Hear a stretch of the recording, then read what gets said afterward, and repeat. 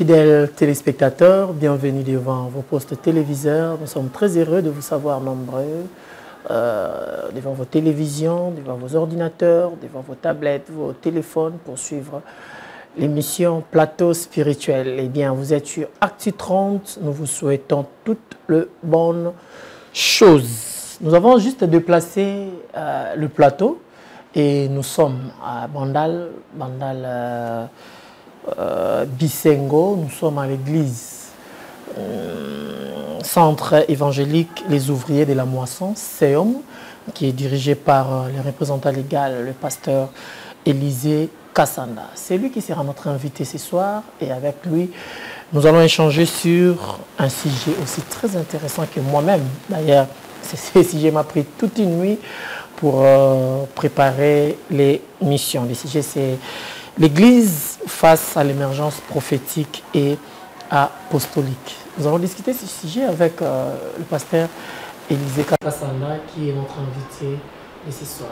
Pasteur Élisée, bonsoir. Bonsoir, papa. Vous allez bien? Oui, Dieu nous garde. Il nous fait énormément du bien. Nous vous avons présenté comme le représentant légal du Centre évangélique Les Ouvriers de la Moisson. J'espère que c'est ça. Oui, j'aime bien être appelé le pasteur principal. Ah, mais vous êtes le visionnaire. C'est ça, être principal. Voilà, merci. Mais sinon, l'Église fonctionne très bien. L'Église marche bien. La paix de Dieu et la bonté du Seigneur nous accompagnent. On a voulu discuter avec vous sur l'Église face à l'émergence prophétique et apostolique. Déjà, on voulait savoir c'est quoi l'émergence prophétique, parce que nous parlons de l'Église. Oui, quand nous parlons de l'émergence prophétique dans l'Église, c'est la montée, l'expansion ou l'évolution très accentuée de la prophétie au sein de l'Église. C'est ça ce qu'on j'appelle l'émergence prophétique. C'est-à-dire qu'il y a une nouvelle vague prophétique qui est en train de prendre ou qui a pris la prédominance, la prééminence au sein de l'Église de Christ. C'est ce qu'on appelle l'émergence prophétique. Pourquoi seulement prophétie? C'est comme si, comme la Bible dit, au temps de la fin, le prophète ou la prophétie prendra beaucoup plus la place que d'autres ministères. Parce que quand vous parlez de la prophétie, nous voyons beaucoup plus le ministère prophétique qui est dans les 5 ministères. Alors, mais pourquoi vous avez beaucoup plus voulu parler de l'émergence prophétique au lieu de parler de l'émergence évangélique, émergence doctorale, émergence apostolique, émergence pastorale? Pourquoi vous avez ciblé prophétique? Vous savez, c'est par rapport aux observations que nous sommes en train de faire dans ces domaines de la prophétie. Est-ce que la prophétie est mauvaise? Nous dirons non. Est-ce que la prophétie est bonne? Nous dirons oui. Mais maintenant, les choses qui se passent dans les domaines prophétiques départagent les gens. Il y a des gens là qui ne croient pas à la prophétie par rapport à ce qu'ils entendent, ce qu'ils voient. Il y a ceux-là qui croient à la prophétie par rapport à leurs convictions. Alors maintenant, est-ce que ce que les uns et les autres appuient, c'est aussi la pensée de Dieu? Nous dirons non. Parce qu'aujourd'hui, à l'heure actuelle, où la prophétie, les dons de prophétie, est en train de monter, nous devons amener aussi le peuple de Dieu à développer le discernement dans les domaines prophétiques. Voyez un peu? Je vais vous donner un exemple typique. Un prophète qui peut se tenir devant toi, il te dit, frère Ambroise, je vais te parler de la part de Dieu. Je te vois, tu as $100 dans ton porte-monnaie. tu portes le sous-vêtement, excusez-moi le terme, le sous-vêtement de la couleur rouge. Et il passe. Ça, c'est une prophétie.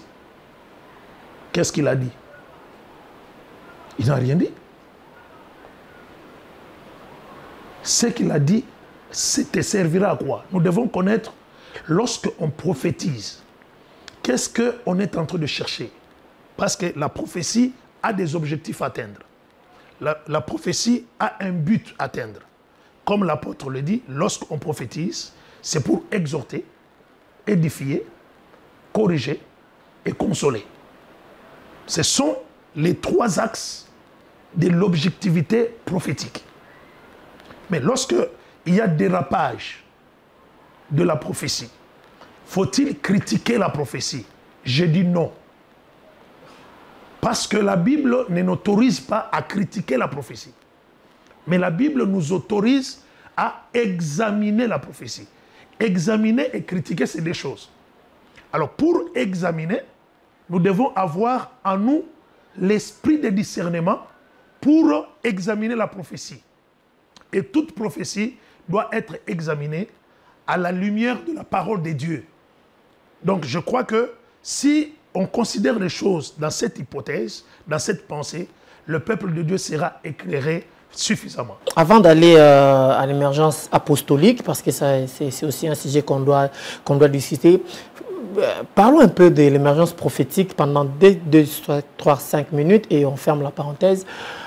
Mais vous ne voyez pas qu'à l'heure actuelle, c'est maintenant ça qui rend l'Église du Christ faible. Cette émergence, nous la voyons pas parce qu'il y a trop des abus, beaucoup plus sur la prophétie. Non, non, je ne dis pas qu'il y a... Parce que vous avez dit qu'on ne critique pas la prophétie. Nous sommes d'accord avec vous qu'on ne doit pas critiquer la prophétie. On doit examiner la prophétie. Oui. Mais cette prophétie-là qu'on doit examiner sort d'où? Sort comment? Sort de quel type d'homme qui doit prophétiser? C'est lui qui a le don ou c'est lui qui a le ministère? Je vais prendre un texte de la Bible. Nous vous prions. Actes des Apôtres, chapitre 16. Okay. On dit que l'apôtre Paul, en train de prêcher l'évangile, il y avait une femme derrière elle, qui avait en elle l'esprit de Python. Cette femme a commencé à prophétiser, à dire des choses sur l'apôtre Paul. Évidemment, tout ce qu'elle disait était vrai. Ces hommes sont les serviteurs de Dieu très haut. C'était une vérité. Mais cette vérité qui tirait l'origine dans l'enfer, qui tirait l'origine dans le domaine diabolique. Et pendant qu'elle disait, personne n'a réagi. Pendant qu'elle, même l'apôtre Paul lui-même n'a pas réagi. La Bible dit, Paul, fatigué de ce que cette femme disait, se tourna vers elle et menaça l'esprit qui parlait en elle. Vous comprenez un peu? Donc, le discernement a poussé l'apôtre Paul à comprendre que ce que cette femme dit, c'est la vérité, mais la source de cette prophétie, c'est la source diabolique, satanique. Vous voyez un peu?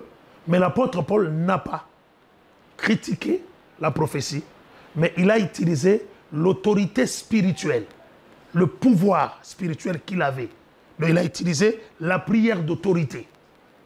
Si nous voulons comprendre, discerner ou amener tout le monde dans une même vision des choses, il n'y a que deux choses à faire.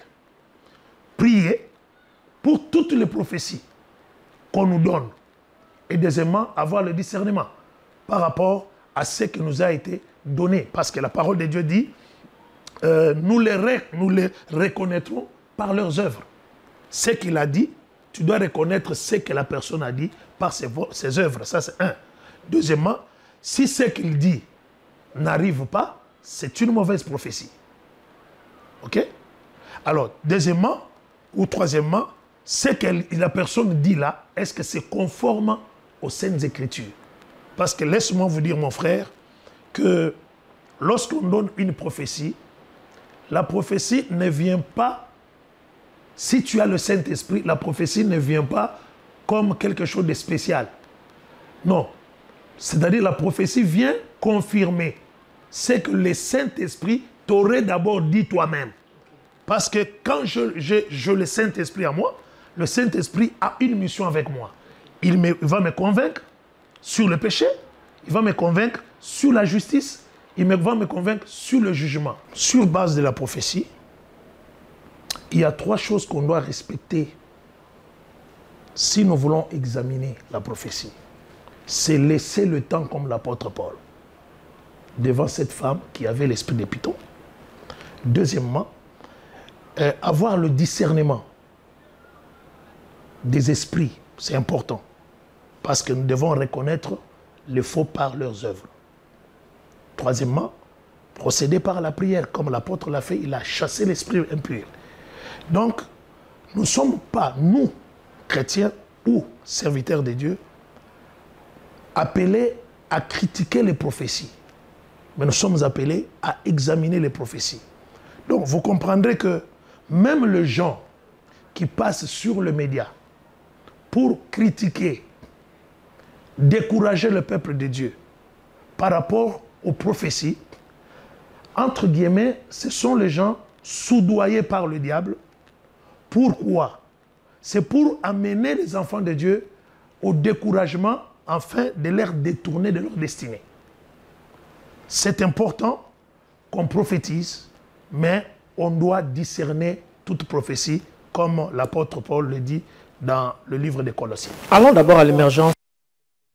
Quand même, il y a encore des questions sur la prophétie, mais avançons avec l'émergence apostolique. C'est quoi l'émergence apostolique? Pourquoi l'émergence apostolique? Oui, vous savez, aujourd'hui, il y a, je peux dire, il y a une crise ou l'incompréhension. Quand le Seigneur a donné les 5 ministères, il y a ceux-là qui disent qu'il est écrit dans le livre d'Éphésiens que Dieu a établi premièrement les apôtres. Deuxièmement, troisièmement, quatrièmement et cinquièmement. Donc, dans cette pensée, ils sont en train de démontrer quels sont les ministères selon leur charge. Ils sont gradués. Donc, il y a les apôtres, les docteurs, les prophètes, les pasteurs et l'évangéliste. Ça, c'est, on va dire, c'est non. On va dire c'est non. Il n'y a aucun ministère qui soit au-dessus de l'autre. Parce que ce que le pasteur peut faire, l'apôtre ne le fera pas. Ce que l'évangéliste peut faire, le docteur ne le fera pas. Chaque ministère est important dans le corps de Christ. Mais il n'y a pas le ministère qui est au-dessus des autres. Mais il y a des branches ou des gens qui argumentent cet échelon de ministère. Mais il y a aussi ceux qui disent non, c'était juste une manière de dire des choses, mais ce n'était pas la façon de donner qui est le premier ministère, le deuxième, le troisième, le quatrième, le cinquième. Alors dans cette même idée-là, c'est pourquoi vous voyez aujourd'hui, il y a aussi l'émergence des apôtres. Qui est apôtre? C'est un envoyé de Dieu. Vous voyez un peu? C'est la personne qui arrive dans l'église et place des bases doctrinales dans une église. Donc, quand toutes ces choses sont faites, mais tu vas voir quelqu'un qui commence le ministère aujourd'hui, ce même ministère n'est pas d'abord détecté par ses pairs, mais il s'autoproclame lui-même pasteur ou il s'autoproclame lui-même apôtre. Mais quand vous regardez dans sa marche, dans la direction du travail qu'il est en train de faire, vous comprenez que c'est un évangéliste. Mais pour lui, parce qu'il croit que être apôtre, c'est être au-dessus des autres ministères, c'est pourquoi ça crée les problèmes. C'est comme aujourd'hui, il y a de ceux-là qui veulent mieux qu'il soit appelé évêque, archi-évêque. Quand tu l'appelles pasteur, tu l'appelles docteur, tu l'appelles apôtre, il dit non, moi je ne suis pas apôtre. Moi, je ne suis pas docteur. Moi, je suis archevêque. Voyez un peu. C'est cette confusion-là qui est en train de prendre l'émergence dans la compréhension des choses. Donc, c'est pourquoi nous disons, face à tout ça, il y a un problème. Et ce problème-là doit être réglé par les hommes de Dieu à travers les conférences pour savoir qu'est-ce qui doit se faire, ce qui doit se faire, qui doit être qui doit être quoi. Mais parce que vous parlez des apôtres, vous ne trouvez pas que les temps est déjà révolu? Parce qu'il y a eu un moment ici au Congo où on les appelait Thomas. Tout le monde voulait devenir apôtre, tout le monde voulait prêcher avec une voix rauque, tout le monde voulait être en tenue sacerdotale parce qu'il se disait je suis apôtre, je suis appelé à bâtir des églises et tout comme ça. Mais maintenant là nous sommes au temps de la prophétie, nous sommes au temps des prophètes. La question a été de savoir comment vous faites pour lier l'émergence prophétique et l'émergence apostolique face à l'église qui est dominée par c'est deux choses. L'église aujourd'hui est dominée par ces deux choses. L'église est dominée par la prophétie. La prophétie et la prophétie, c'est-à-dire les prophètes et les apôtres. Mais les apôtres sont beaucoup plus appelés par le ministère. Mais il y a tendance du côté prophétique, il y a les tendances prophètes du ministère et prophètes des dons. Maintenant, quand vous liez ces des appellations, c'est des missions ou c'est des Éphésiens 5, vous faites allusion à quelle prophétie? Prophète du ministère, prophète des dons, pour lier ça avec... Non, je parle de l'émergence apostolique pour montrer que c'est mieux qu'il y ait beaucoup d'apôtres.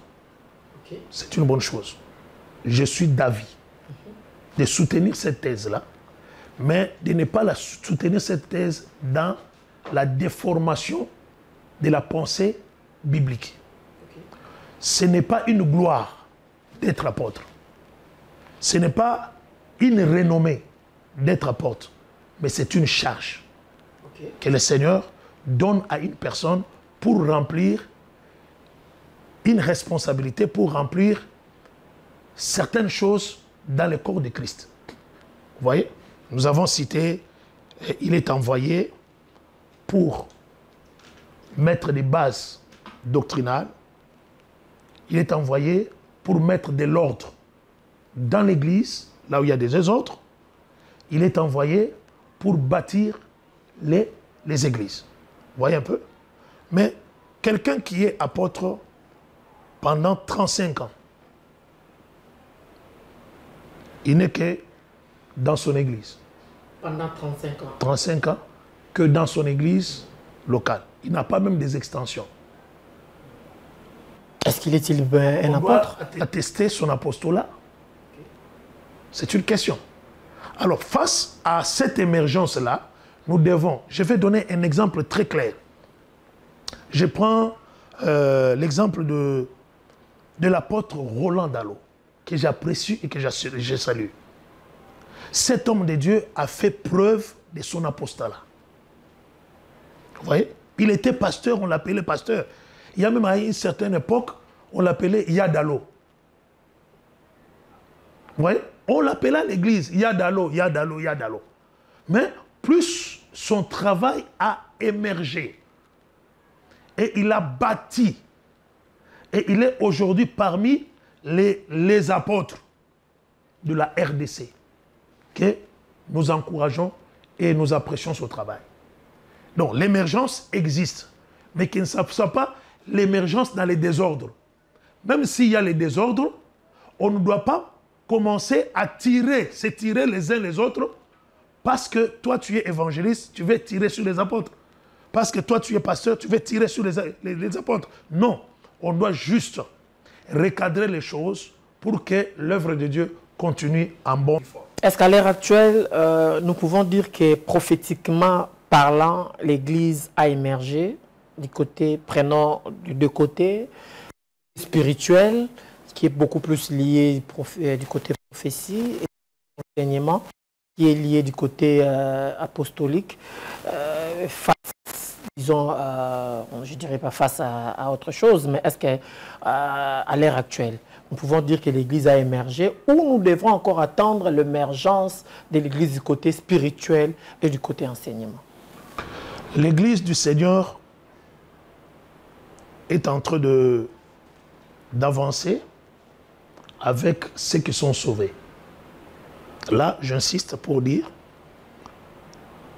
toutes les personnes qui sont dans les églises ne sont pas des sauvés.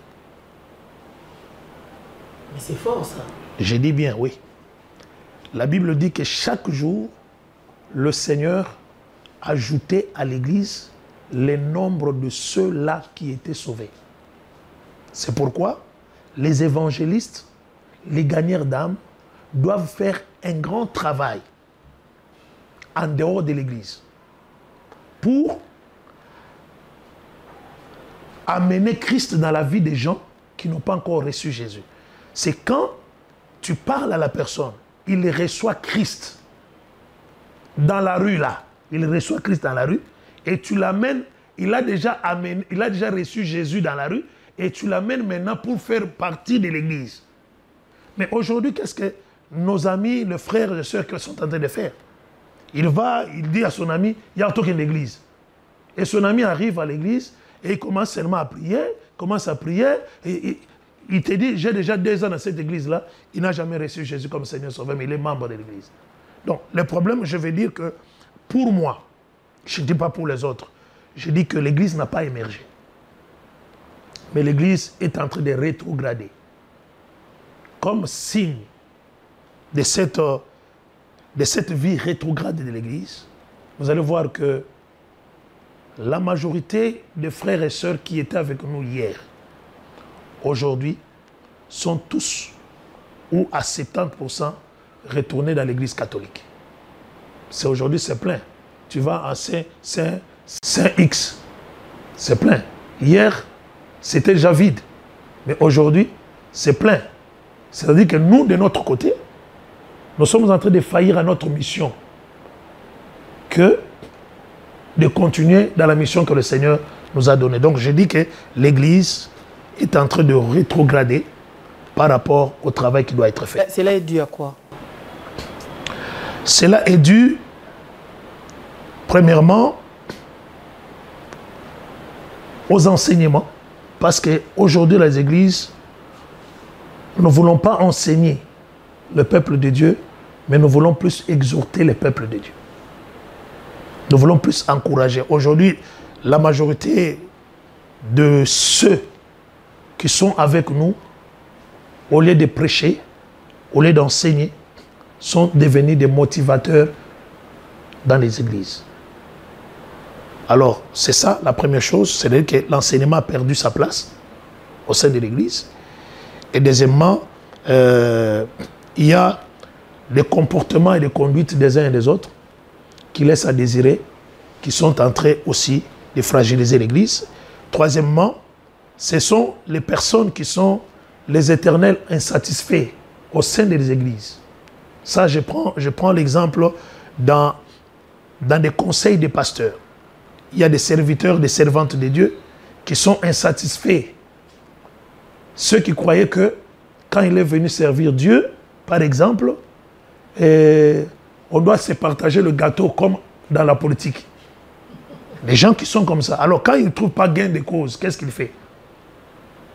Il crée les désordres dans l'église avec de mauvaises motivations. Et c'est comme ça l'église est en train d'être détruite. Mais moi, j'ai toujours un texte de la Bible qui m'encourage. Le Seigneur dit, laissez les blés et l'ivraie croître ensemble. C'est au jour du jugement qu'on saura bien enlever l'ivraie et le jeter dans la flamme. Donc c'est un peu ça. Ce soir, le pasteur Élisée Kassanda, c'est avec lui que nous sommes en train de parler sur l'Église face à l'émergence prophétique et apostolique. L'Église du Congo, selon ce que nous avons fait comme recherche, à un certain moment, l'Église du Congo a été officiellement reconnue ou fondée, c'était en 1924. Je ne vais pas trop naviguer sur ça, mais plutôt en 1997, l'Église du Réveil du Congo a été créée. Là, vous êtes d'accord avec moi? 1997. L'église a été créée en 1997. L'église Réveil du Congo, le mouvement Église Réveil du Congo. Ouais. C'était en 1997. Avec l'entrée de l'AFDEL, je me rappelle. Mais avant cela, ces églises-là existaient déjà. Bien sûr que oui, mais il n'y avait pas quelque chose appelé Église de Réveil du Congo. Il y avait les églises qui existaient, mais l'église n'avait pas de documents légaux auprès de l'État. Du temps de Mobutu, les églises ont commencé à fonctionner. C'est pourquoi lui-même disait Bilo Onabino avait créé des ordres Namboka. Vous voyez un peu? C'est en 97 où Mouzé le Père a réuni nos pères pour qu'ils puissent se réunir, avoir le statut, ok, pour que l'église soit légalement reconnue dans l'instance administrative de l'État. Mais dites-moi, pasteur, dites-nous, pasteur Élisée Kassanda, depuis 1997 jusqu'à l'heure actuelle, pourquoi cette église dite de réveil n'émerge pas? Pourquoi il y a toujours, vous avez parlé de dégradation, mais cela est dû à quoi? Parce que déjà l'église de réveil, qui était censée donner la lumière, qui était censée les réveiller, les ramener, c'est là qui étaient chrétiens, croyants, et c'est là qui pratiquaient déjà l'église du Christ au Congo, c'est là qui pratiquaient déjà l'église, les rangs de ne pas rentrer à l'église catholique. Pourquoi cette église dite de réveil n'essaye pas d'émerger? Pourquoi il n'y a pas d'émergence dans l'église de réveil? Bon, je vais répondre dans 2 phrases.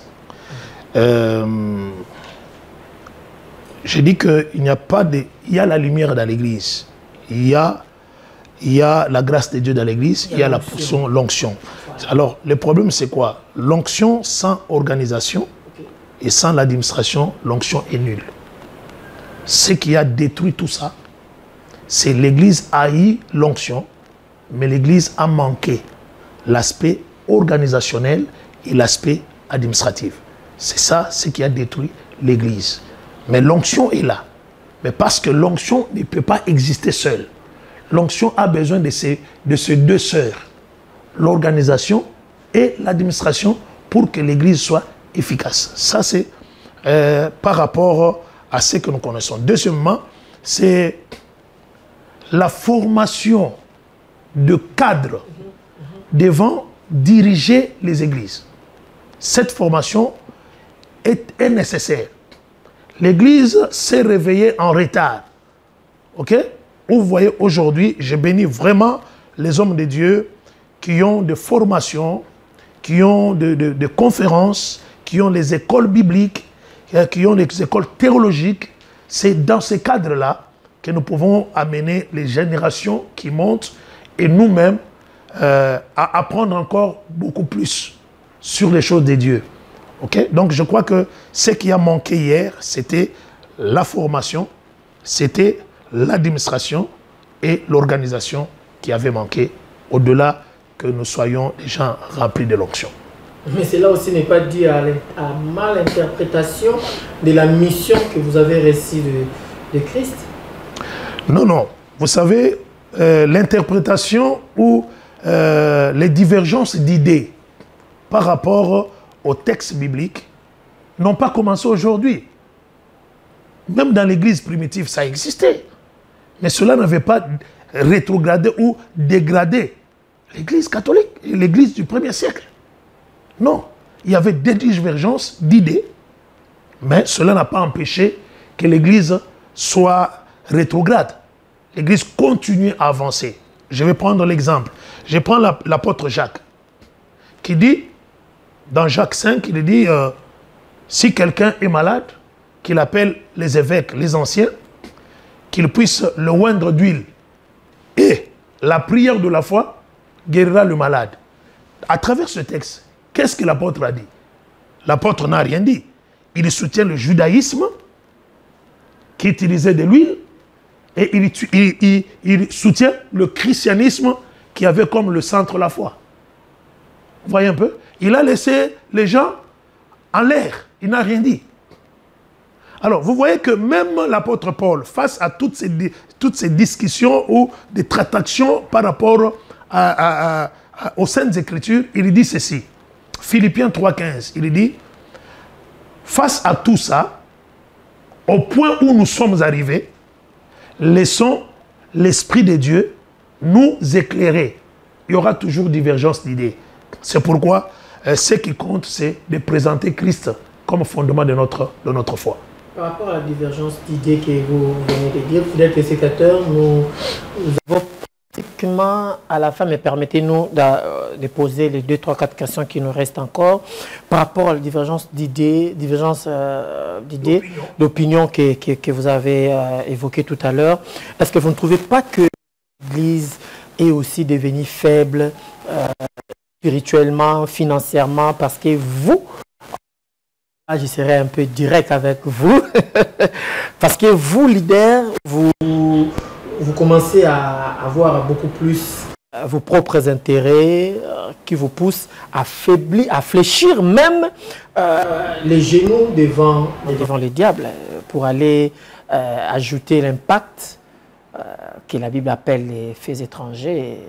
Je vais impacter, alors je fléchis mes genoux devant le diable, j'accepte les conditions pour être... Vous ne trouvez pas que cette option faible et empêche l'Église à émerger? Vous savez, par rapport à cette question, les problèmes que nous avons d'abord, c'est la mentalité congolaise. C'est pas seulement au Congo. J'ai dit d'abord. Non, parce que cette question est posée par rapport à l'Église du Congo. Parce que si tu quittes au Congo, tu vas sous d'autres cieux, les choses ne sont pas comme ça. Si tu vas seulement ici au Nigeria, en Ghana, les choses ne sont pas comme ça. Ok? Ici chez nous, quand Dieu élève le pasteur X, ceux qui ne sont pas élevés, le traitent de sorciers et de magiciens. Donc ce que toi tu n'as pas reçu, que l'autre a reçu, donc devient pour toi le canal de faire des colportages, de dire des mensonges et de faire des faux témoignages. Ici, dans notre église, le faux témoignage, c'est une grande arme utilisée par des pasteurs pour fragiliser d'autres ministères, croyant qu'ils vont l'affaiblir. Au contraire, ils sont en train de s'affaiblir eux-mêmes. Ça, c'est la première chose.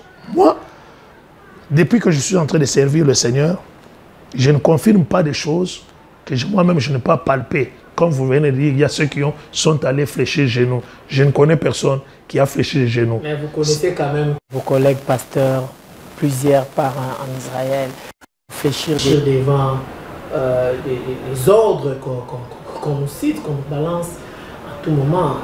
Là, vous êtes quand même au courant. Je ne suis pas au courant. Je ne suis pas au courant. Je ne peux pas témoigner des choses que moi, je n'ai pas de preuves. OK? Parce qu'aujourd'hui, vous êtes journaliste. Vous pouvez vous prendre vos vacances, vous allez en Israël. Pourquoi quand les gens partent en Israël, les gens font ça un problème?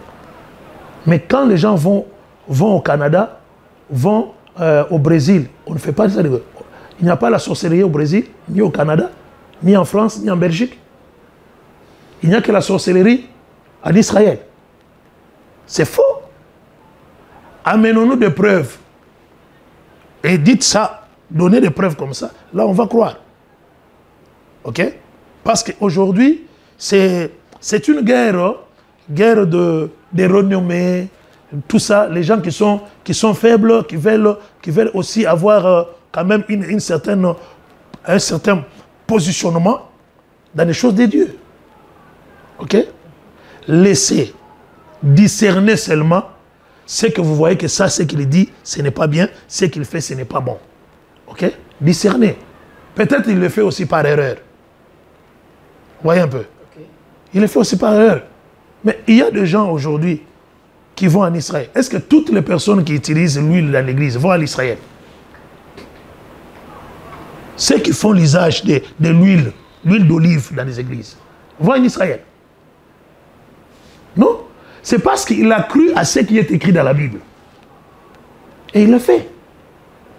Moi, je ne condamne personne. Jusqu'à ce que j'aurai des preuves. Aussi longtemps que je n'ai pas de preuves, chers journalistes, avec beaucoup d'honneur et de respect que j'ai pour vous, je ne peux pas soutenir une thèse comme ça.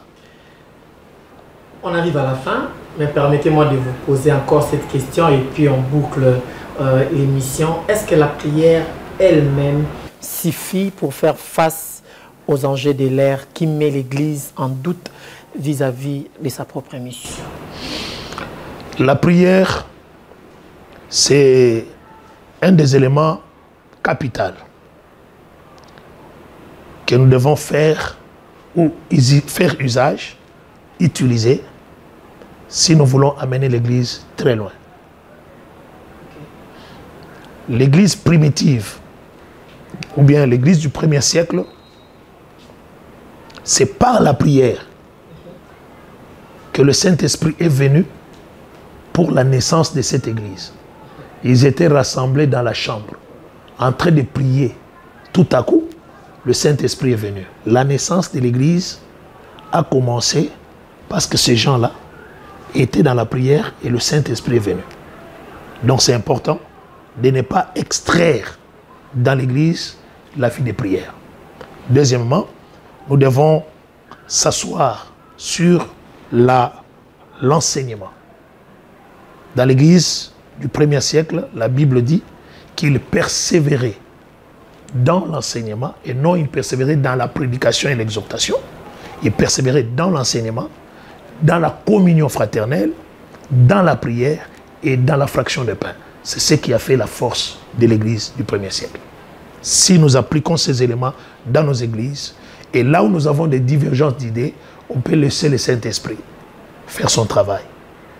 Ce sont des choses où c'est que toi tu n'as pas de la maîtrise, dans un sujet de critique et de prédication dans des églises. Non, ce n'est pas une bonne manière de faire. Laisse la personne faire ce qu'il peut faire. Et toi, enseigne les enfants de Dieu là où c'est que toi tu connais, c'est que toi tu maîtrises. Ok?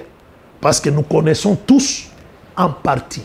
Il n'y a aucun homme de Dieu qui a la totalité de la maîtrise des Saintes Écritures. Personne. Donc nous connaissons en partie et nous devons nous compléter. C'est pourquoi vous voyez, maintes fois, je prêche. Là où moi je ne suffis pas, j'appelle mon ami, le pasteur Blaise. Je dis, mon frère d'Alliance, allez, venez. Il vient, il enseigne. Vous voyez?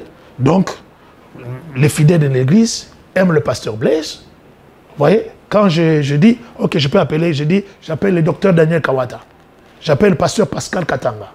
J'appelle le pasteur Kali Kassende. Donc, je vais amener les autres grâces. Là où moi, je ne suffis pas. J'amène les autres grâces pour édifier le corps de Christ, pour édifier les enfants de Dieu.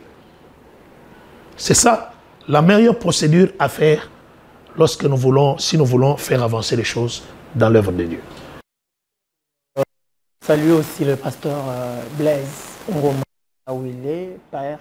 Nous vous portons dans notre cœur, nous vous aimons beaucoup, que le Dieu que vous servez continue à vous utiliser. Vous organisez une grande croisade d'évangélisation au mois de juin, le 29 juin 2025, ça sera un dimanche, c'est de 15h à 19h, et vous allez parler sur Christ, mon espérance. Ça sera Bandal, terrain municipal de Bandalungwa, qui est juste en face de la maison communale. Et vous êtes le seul orateur. Je vous ai juste présenté. Parlez-nous de cette activité. Oui, bien-aimés dans le Seigneur, nous vous invitons à ce grand rendez-vous de la croisade que nous organisons par l'orientation divine, la grâce de Dieu, au terrain municipal de Bandal, à cette période que le bien-aimé vient de souligner, le 29, dimanche, le 29 juin 2025, de 15h à 19h30. Nous vous invitons massivement à venir parce que nous allons parler de Christ, notre espérance. Rendez-vous est utile pour toi qui es déjà fatigué, découragé, déçu. À travers ce programme, tu seras restauré dans ta vie de foi. Merci. Là, après le pasteur, j'espère que mon réalisateur balance déjà les spots. Merci mon réalisateur. Là, vous suivez les spots de cette grande croisade d'évangélisation. Pendant que les spots passent, pasteur Élisée Kassa, vous avez vu cette journée, le podium, commencer à prier pour les gens, où vous avez fait appel à d'autres serviteurs évolua dans les champs, par exemple. Et comment vous êtes organisé pour cette activité? Vous savez, seul je ne pourrais rien. J'ai fait appel, je demandais la main d'association à plusieurs hommes de Dieu dans la ville et particulièrement dans le district de Funa. Parce que nous voulons d'abord travailler à Jérusalem où nous sommes établis. Nous voulons travailler d'abord à Funa. Cela n'exclut pas que les gens de Massina doivent être là. Donc nous serons là, les hommes de Dieu sont là. Ça c'est le travail qui est en train de se faire en coulisses que nous ne voulons pas dévoiler tous nos calibres. Nous sommes en train de discuter, de parler, de faire des réunions avec des différents hommes de Dieu selon leur grâce aussi.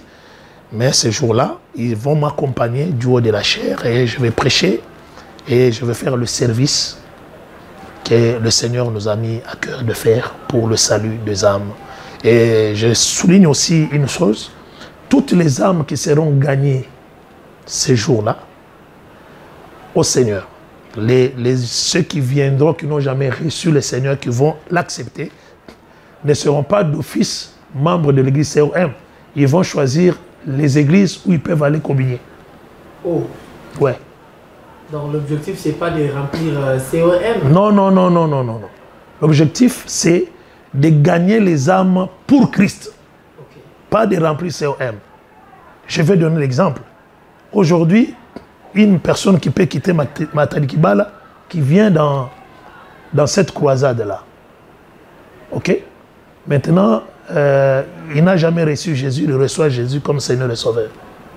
Je vais l'exiger de commencer à venir à Bandal pour prier? Non. À Matadi Kibala, il y a les églises. Que le Saint-Esprit le guide, qu'il aille prier dans une église. C'est ça ce que nous voulons faire pour faire grandir le royaume de Dieu. Fidèles téléspectateurs, nous sommes arrivés à la fin. Nous vous rappelons que nous avons reçu ce soir le pasteur Élisée Kassanda. Il est le pasteur responsable du centre évangélique Les Ouvriers de la Moisson. Vous attendez beaucoup plus. Je dis COM, c'est Centre évangélique Les Ouvriers de la Moisson. L'église se trouve sur l'avenue Bamboma, numéro 2C, commune de Mandal, quartier Bissémo, bien sûr. Et c'est avec lui que nous avons discuté sur un bon et grand sujet, l'église face à l'émergence prophétique et apostolique. Le plateau spirituel aussi se déplace. Aujourd'hui, nous étions venus voir le pasteur Élisée Kassanda. Demain, ça peut aussi être vous. Ne fermez pas les portes. Le numéro est affiché au bas de vos écrans. Si vous avez un sujet qui peut intéresser ou éclairer les Écritures, n'hésitez pas à nous appeler. Nous sommes là. Abonnez-vous, partagez, commentez. Nous allons en tout cas tenir compte de vos revendications et de vos suggestions. Portez-vous bien, fidèles téléspectateurs. Ne zappez pas juste après nous. Il y a encore un autre programme qui est très intéressant sur la chaîne Actu 30, la chaîne qui est au cœur de l'actualité. Au revoir.